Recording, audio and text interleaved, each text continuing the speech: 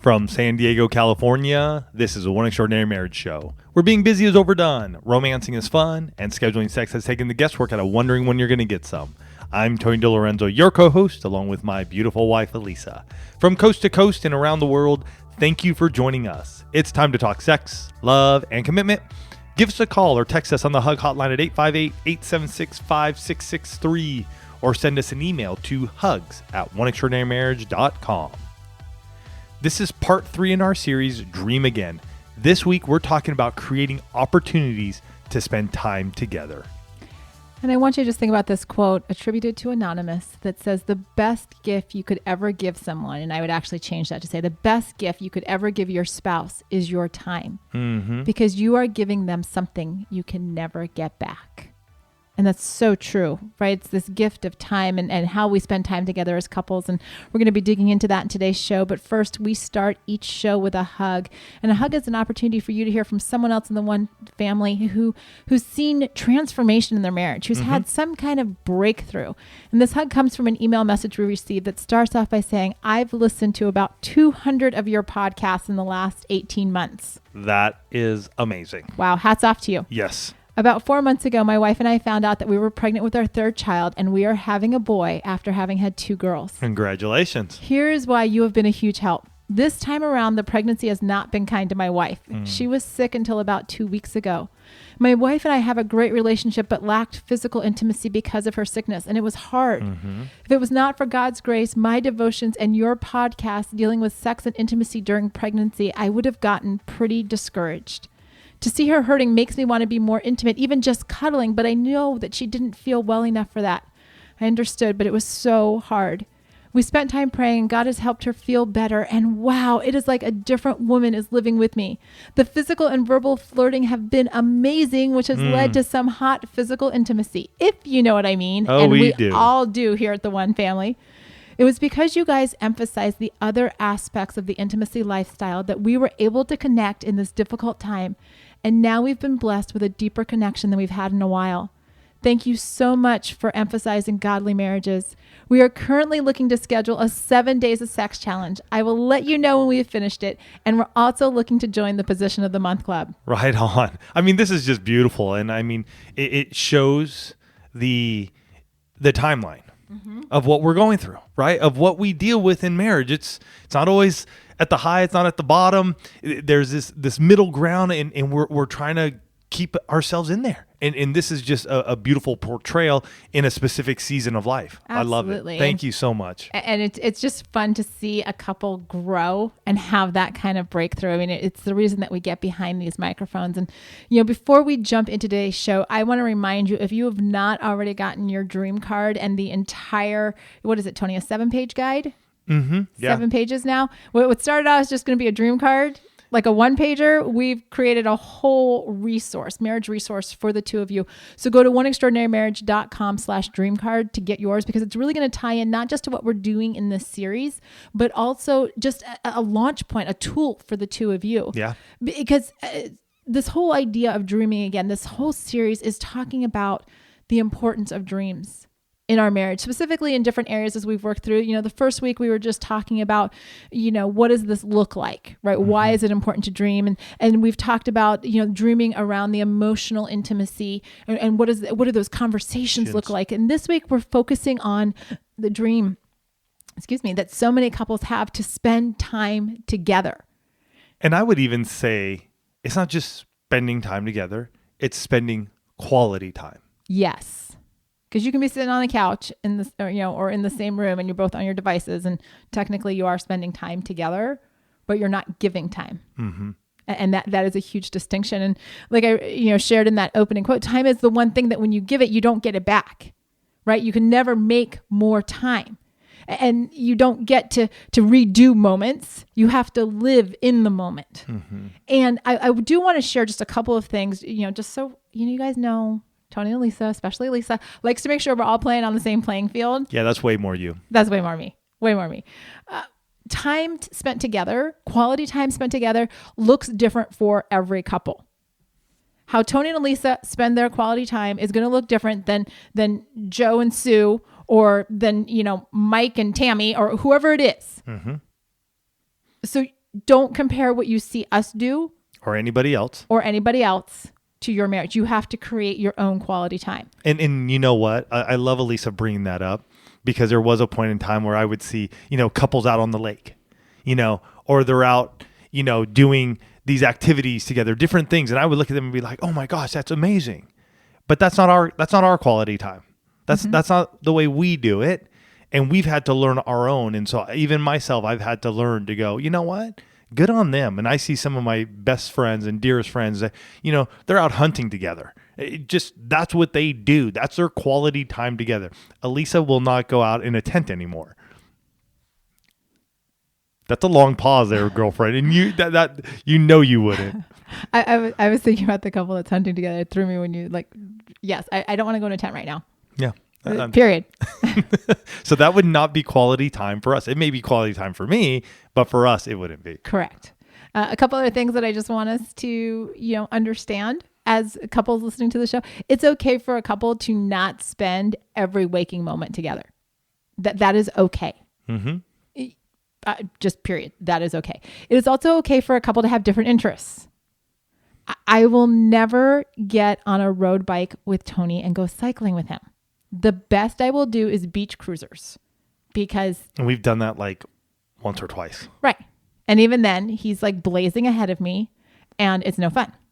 So I'm enjoying myself, but it's not really quality time. Right. It's an adventure together. Mm-hmm. It's an experience together. We would not call that a quality time together. Yes. And I do also want to say that there are challenges in a marriage when a couple doesn't spend any time together, right? So that one extreme of you don't have to spend all your time together is true, but you do have to spend some time together. Mm-hmm. And I do want to address the folks right now that are listening that might be saying, but at least the quality time is not my love language. Okay. Go there. It's not everybody's love language. The reality, though, is that in order for a relationship to grow, it has to be nurtured. It has to be invested. It has to be tended to. And the only way that you can do that is giving time. And again, I'm not saying you have to spend all your time together, but you do have to give your marriage time in order for it to grow and flourish. And this is true of every extraordinary marriage. I mean, if you ask the people whose lives are being changed, if you ask the Summit Partners in the Position of the Month Club, about time spent together, I will tell you, I see what these couples do on a weekend, because we typically ask, but you do it on a weekend.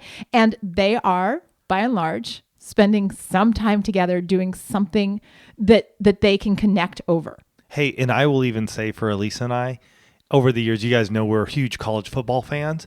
On a Saturday, after a long week and everything that we put in, and we'll typically get out on the beach for a walk and talk. That's quality time for us. We'll do maybe a coffee shop or breakfast, quality time for us. You'll find us most likely on a Saturday sitting on our couch watching football during college football season time and napping. And just for us, that is a slice of heaven. When I'm in heaven, I'm hoping that we'll be able to just hang out and watch some college football. Call it good on Saturdays.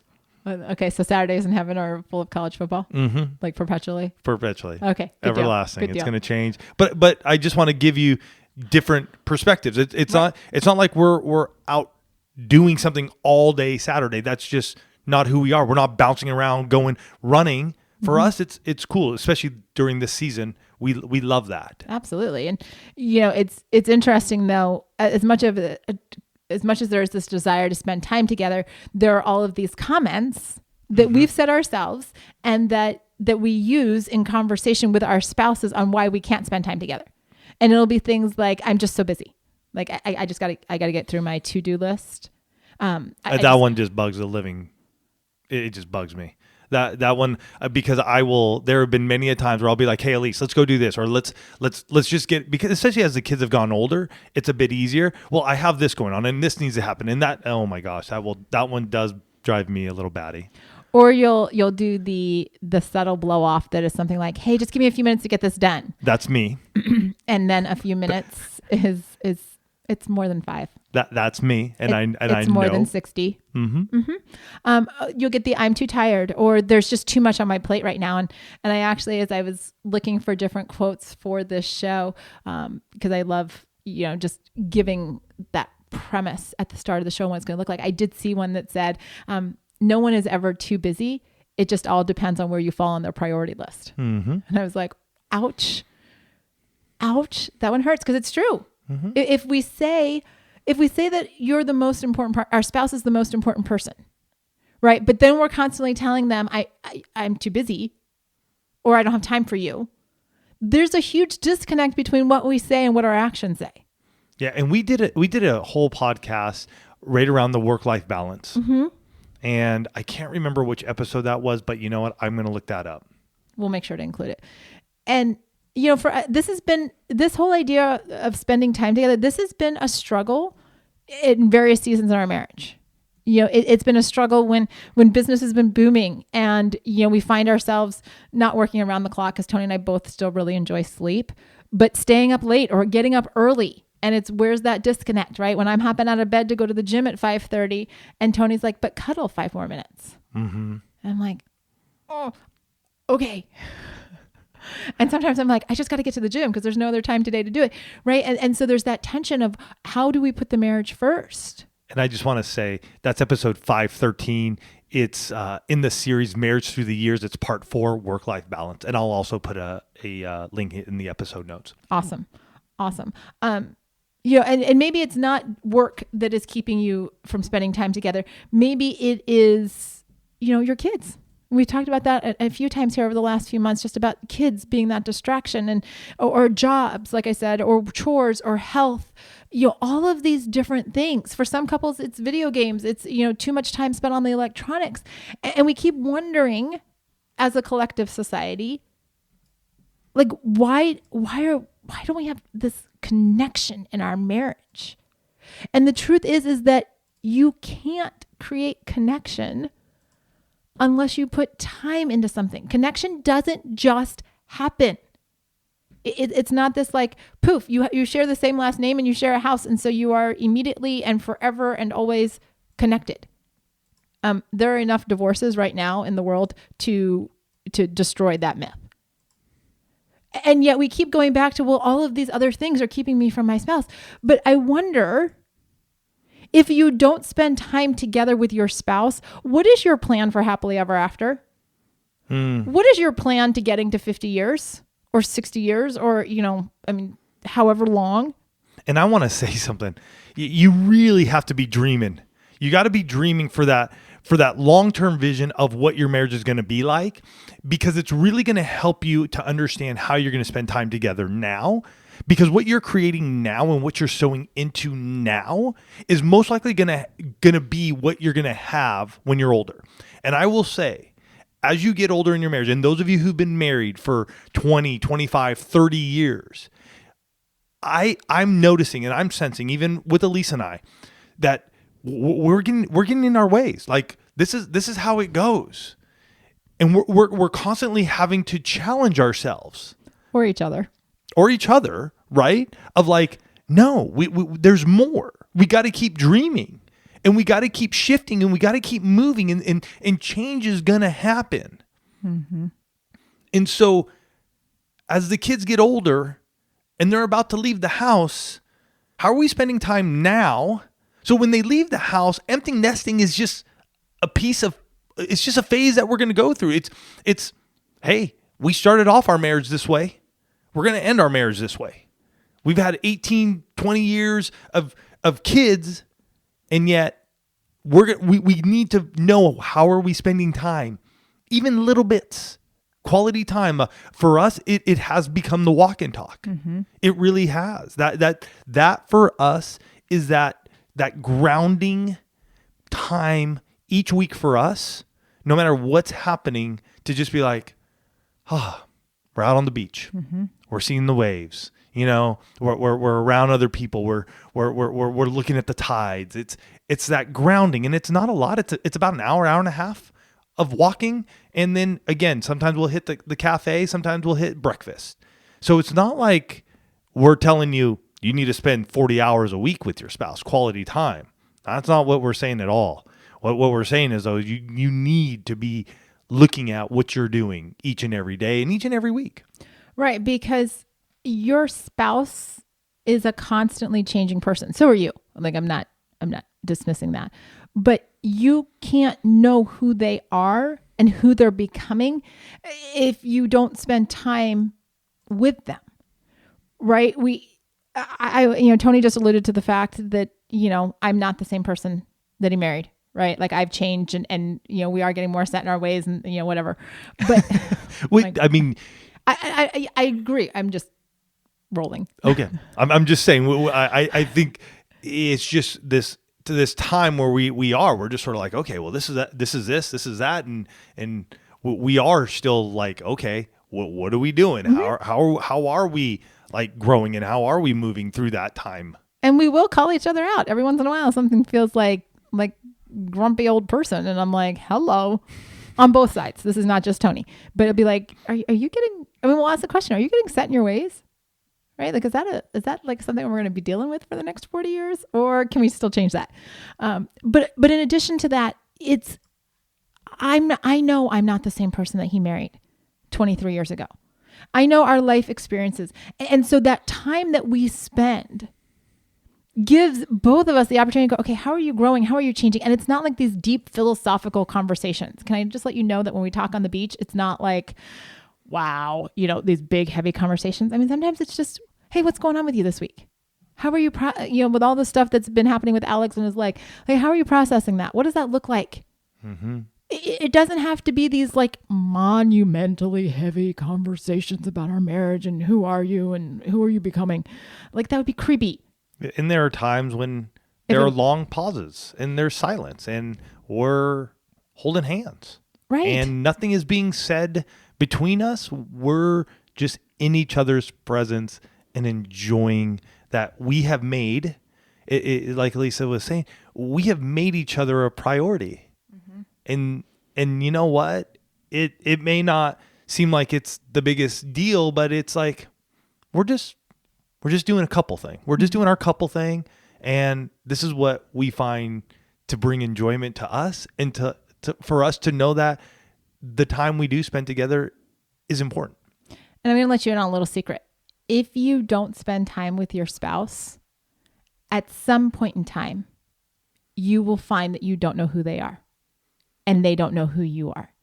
And, we hear that because people will send us emails that say something to the effect of, it seems like we're strangers or it just kind of feels like we're roommates or we're just going through the motions. Whenever those words come up, spending time together is almost always part of the root cause because you have to spend time together. You have to find out who they are now and what they like to do. And you have to even go so far. And I'm going to tell you this. Sometimes you have to make a choice to do things that your spouse likes to do, even if it's not your first love and the thing that you would love to do on a Saturday or Sunday or on a Friday night. Why? Because it's not always about you.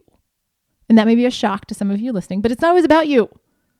Sometimes when you spend time with other people, you do what they want to do. Why? Because you love them and you want to be with them. And we want to talk, because I know some of you are right now, you're rolling your eyes at me and you're like, well, Alisa, spending time together, that's easier said than done. And you're rolling your eyes and maybe you're making a face at me, and that's okay. Because we are going to talk through those strategies. But first, we want to share this week's sponsor, and that is the Position of the Month Club. And the position, you guys hear us talk about the Position of the Month Club and especially our summit partners, because these are the people, like they have created a community that is there's no other word for it, but mind blowing. Mm-hmm. These are people like this at the heart of the Position of the Month Club are people who are doing marriage well, who have a desire to do marriage well. Some days it's better than others. But it's all about community. It's about getting those resources, getting the position post every month and pulling it apart and saying, okay, what are we going to do? What do we need to put on the calendar of all the special days that are happening this month? What are we going to try the new position this month? And if so, how are we going to do that? Or what can I do with this article? And how can we incorporate it into this marriage? And what does it look like to be a part of a family that is excited about marriage? You don't want to miss out about getting this resource in your hands every month. To learn more, go to positionofthemonthclub.com. Start now. Mm-hmm. Don't wait. And even better, think about giving this as a gift to your spouse this Christmas. What better treat than to just, put a little gift card in the mail or in an envelope and be able to say, hey, This is what I'm doing for us and for our marriage. So go to positionofthemonthclub.com, get signed up, and take your marriage to the next level here as we head into 2020. So as we're looking at what happens when it comes time to spending time together, first, you need to identify what your biggest obstacle is.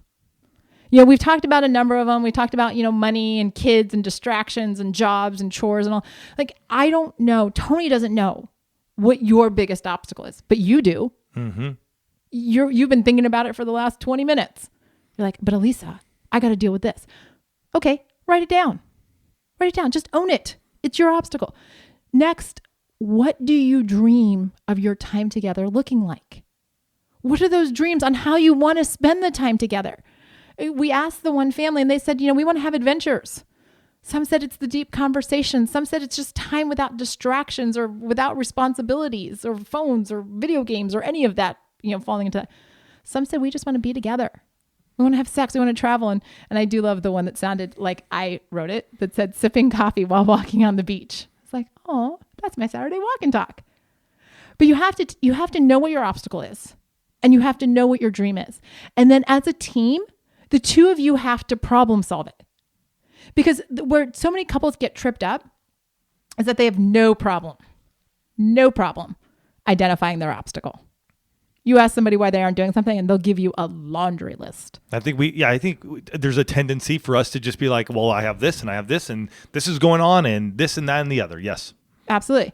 Or we can talk about our dreams, but we can't figure out why we aren't achieving our dreams. Mm-hmm. It's because there's an obstacle. Hello. You got to overcome something to achieve your dreams. Mm-hmm. But together as a team, and we talk about Team DiLorenzo, it's team, whatever your last name is. How do you problem solve what your obstacle is to get to your dream? And I just wanted to actually, as we were preparing the show, I'm like, you know what? We should actually talk through a few of these. Because sometimes, like I said, people are like, well, easier said than done. And you don't know my life. And you're right. But we have a pretty good insight because we've been doing this for almost 10 years and what this looks like. So the dream might be to be able to do things distraction free. And the obstacle is, phones and video games come out every night after the kids go to bed. Or maybe it's TV, Mm-hmm. Stick in your electronic, pacifier of choice. So what could a possible solution be? I will tell you that a lot of my coaching clients hear something like, how about you do one night a week without electronics? Maybe you'll pull out the board games. Maybe you'll go for a walk. You'll have a conversation. I don't know. It's kind of crazy and radical. But do you see how that solution, I didn't say get rid of every tablet, phone, and TV in your house and just go completely don't overwhelm yourselves with a solution that seems impossible. And for some couples, it may be like, we're just going to do an hour mm-hmm. without electronics. You don't have to be so radical that it feels impossible. You just have to come up with a solution that's going to shift your marriage. Yeah.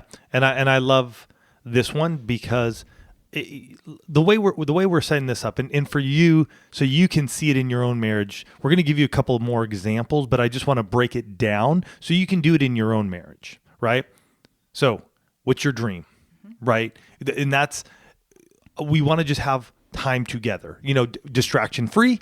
What's the obstacle? What is stopping you from doing that? It may be different work schedules, right? Hey, the obstacle right now is we work, I work morning shifts. He works evening shifts. We have split shifts or whatever may be going on. Other obstacles could be, I don't know, like you're just, give me another obstacle. I was pointing at you there. You're behind my computer. Another obstacle might be, you have kids that don't sleep through the night. That's right? a good one. Especially maybe you're in that newborn phase. Mm-hmm. And not only are they not sleeping through the night, but they're especially for the women, maybe they're attached to you 24, it feels like 24/7. And then what's that one solution, one concrete thing that you guys can do? So it's dream, obstacle, solution. And that way you can see this and break it down easily. For each dream and for each obstacle, there's going to be a solution. Mm-hmm. So you don't have to put them all in one, but maybe you have 2 or 3 dreams that you really want to reach. That way you can break them apart and you can see them. And then from there, you can prioritize which one really matters most right now. And maybe even looking at the obstacle and going, which one can we overcome quicker than the others.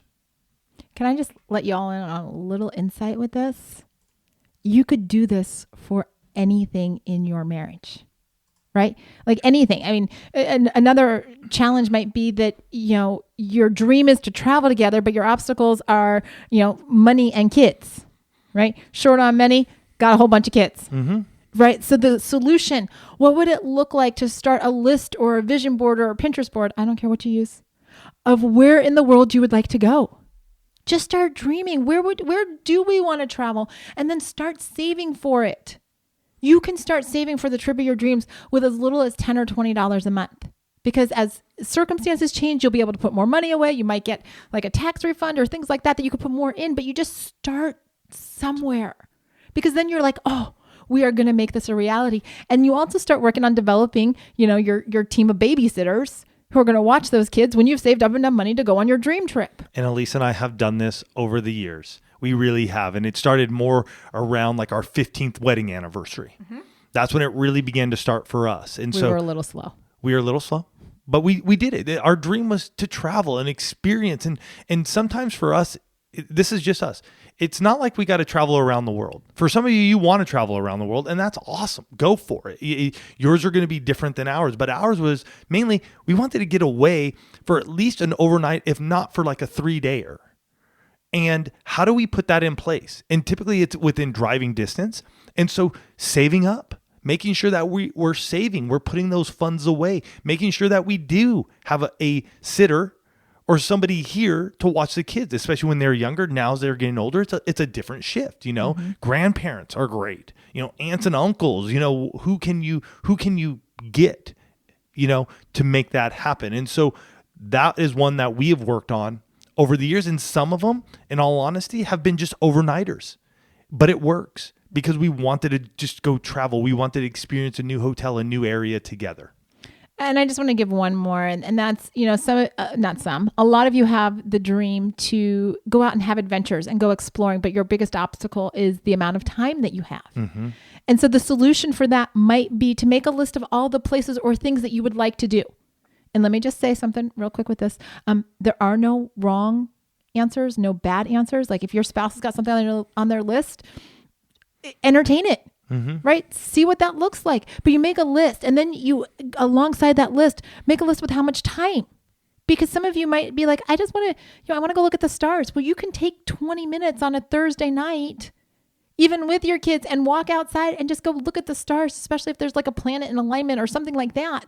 You can or if you've got a full day. So you have this list and okay, this is what we want to do. This is how much time we think it's going to take. And then as you start to look at your calendar, as you start to look at your schedule, like, oh, we could budget 30 minutes there. We could budget 2 hours here. We could budget a whole Saturday here. Then you start saying, well, we've got our list. We've got our time. We've got solutions to go out and go exploring. And we don't have to use the I'm too busy, we don't have time excuse. You're starting to be intentional because you have that dream, because you went and you picked up your dream card. Again, get that at oneextraordinarymarriage.com/dream card. But you picked that up and you said, these are our dreams and here are our challenges, but we're not going to get stuck on the challenges. Don't be like everybody else and get stuck on challenges. Take it one step further because you are an extraordinary couple and go find the solution that's going to work for the two of you. Yeah. Spending quality time together is something all of us can continue to do. And we will continue to be excelling, experimenting, seeing what works for each and every one of us. But I will tell you, this is one area that I think Alisa and I have become to really realize that is so important. And again, it's not about the amount of time, it's the quality of it. So make sure you're going out this week, doing what we said. Pick out your dreams, pick out that obstacle, and then come up with a solution together. Prioritize those and then start putting them into play. And again, don't forget, go get your dream card, oneextraordinarymarriage.com/dream card. It's going to help you to do this in a way that will allow you not to just look at the now, but what's going to come up 1 year, 5 years, 10 years from now. So we love you guys. Don't forget to get your dream card. Join us next week for part 4 in this series, Dream Again. Let's get physical. Love you guys. Have a fantastic week, and we'll catch you next week. Love you guys.